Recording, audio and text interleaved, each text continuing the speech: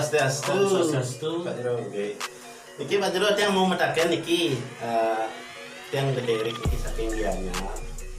Lama yang iki ada pikiran dalam hati. Adakah Tuhan di dalam diri kita? Mungkin ke Pak Jero bisa menjelaskan secara detail nih ke, karena Pak Jero dari dulu yang lihat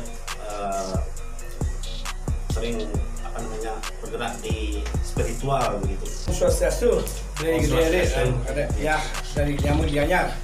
Wah, ini pertanyaan yang lumayan berat ini. Pertanyaan yang sulit. Adakah Tuhan dalam diri kita? Coba tiang kupas secara tiang pribadi. Nah, berdasarkan apa? Berdasarkan pengalaman hidup, pengalaman proses yang saya dapatkan ketika di dalam penjara. Jadi ketika adakah Tuhan dalam diri kita? Tiang pun bertanya waktu itu kepada diri saya. Ketika Tiang merasa saya tidak pernah menyakiti orang, tidak pernah berbuat jahat, tidak pernah memeras, berbuat kejahatan semua. Kenapa saya harus dihukum? Di manakah Tuhan? Adakah engkau dalam diriku Tuhan? Nah, itu pertanyaan yang sangat bagus walaupun berat menurut Tiang sendiri. Dalam sastra, kalau dalam sastra dulu dalam sastra dan lontar yang pernah Tiang dengar dari orang-orang di Mesir yang pernah saya ceritakan, Tuhan itu adalah atma atau roh. Itu adalah Tuhan. Tuhan itu ada di hati, ada yang begitu. Tuhan itu ada pikiran, ada yang juga mengatakan. Nah, ketika Tiang kupas dan Tiang bertanya dalam doa saya setiap hari di dalam penjara, saya mendapatkan jawaban. Ketika saya tanya Tuhan, adakah engkau dalam diri? Tuhan berkata, aku tidak ada dalam diri. Kalau aku ada dalam diri, tak akan kubiarkan kau melakukan kejahatan.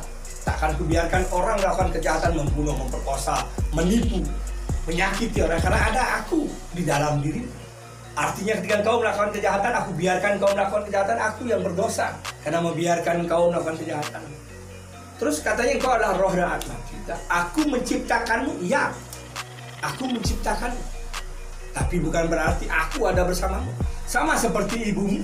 Ketika ibumu melahirkanmu dari gumpalan darah, ada lahir engkau ke dunia. Apakah ibumu ikut denganmu kemanapun kau pergi?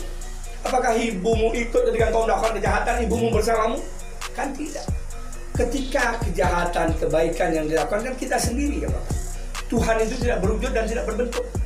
Tidak bisa digambarkan, tapi bisa dirasakan adanya Tuhan. Buktinya ketika kita meyakini kita benar, kita yakin Tuhan bersama kita. Padahal tidak terlihat. Ketika kita menghadapi suatu masalah, kita yakin Tuhan akan melindungi kita. Padahal tidak melihat. Dia ada di mana-mana. YP faktor. Itu artinya Tuhan berada, tidak berwujud, dan berada di mana-mana. Itu menurut Tiang bahwa Tuhan itu tidak ada dalam diri kita. Tuhan ada ketika kita memanggil dalam doa dan ketulusan. Tuhan akan hadir bersama kita untuk mendengarkan apa yang kita sampaikan, kita butuhkan. Disitulah Tuhan akan dirasakan mencari dengan ketulusan. Swastiastu dulu, yang takian kita dulu, yang dedek saking Gianyar. Tadi kan Pak Jero menjelaskan bahwa Tuhan itu tidak ada pada diri kita sendiri. Terus apakah hidup ini seperti wayang? Siapa yang mengatur kalau memang Pak Jero bilang kalau Tuhan itu tidak berada pada diri kita sendiri? Menikah pertanyaan Pak Jero. Siap, mantap ini pertanyaan kedua yang luar biasa. Nyamuk Gianyar ini 2 gol mendakan. Pertanyaan yang berat semoga saja bisa saya jawab. Jadi, nah ini menurut Tiang lagi, saya tidak berani mengatakan ini menurut lontar ajaran agama biar nggak salah nanti saya dipotong-potong lagi dipotong-potong salah kan nanti. Ini menurut saya. Kenapa? Menurut saya karena saya mengalami dan saya memproses. Ketika tadi Tiang sampaikan Tuhan tidak ada dalam diri kita, berarti siapa yang mengatur kita? Karena selama ini orang kan bilang hidup ini seperti wayang, sudah diatur oleh Tuhan. Nah, sebelum atur hidupnya. Kalau sudah diatur kita diam aja. Emang kita berjalan? Kan tidak. Artinya apa? Apakah benar hidup kita seperti wayang? Artinya tidak. Hidup ini yang mengatur siapa? Kita yang mengatur. Tadi saya bilang Tuhan tidak ada. Tuhan apa yang melakukan kepada kita? Terus kita bagaimana hidup kita sampai mati kita? Hasil hidup mati memang sudah diatur oleh Tuhan mengatur. Sudah ada karma kehidupan. Tetapi proses hidupnya kita yang ngatur. Contohnya adalah ketika kita diberikan pikiran oleh Tuhan, kita memikirkan apa yang akan kita lakukan. Jadi Dan makin namun memiliki melalui kan tidak akan ketemu saya. Bukannya ke tempat lain. Akhirnya kita ketemu kan ini kita yang mau merencanakan untuk keluar. Atau sama dengan ketika kita memikirkan ketemu sama orang, dengenge ya anak, kita pandang-pandangan. Pandang-pandangan emosi timbul. Ya orang ini mandang saya. Akhirnya apa yang terjadi? Saya sampai. Kenapa kamu pandang-pandang saya pukul? Saya pukul orang itu. Nah ketika saya pukul, akhirnya saya menjalani proses hukuman penjara karena dia melapor polisi. Coba ketika dia memandang saya dipandang sama dia, saya pandang, terus saya turunkan dari sisi saya, sapa aja, saya tuh salam Pak, maaf, siapa Pak ya? Patut Ismaya ya, Jerbima ya? Iya Pak, saya penggemarnya Pak.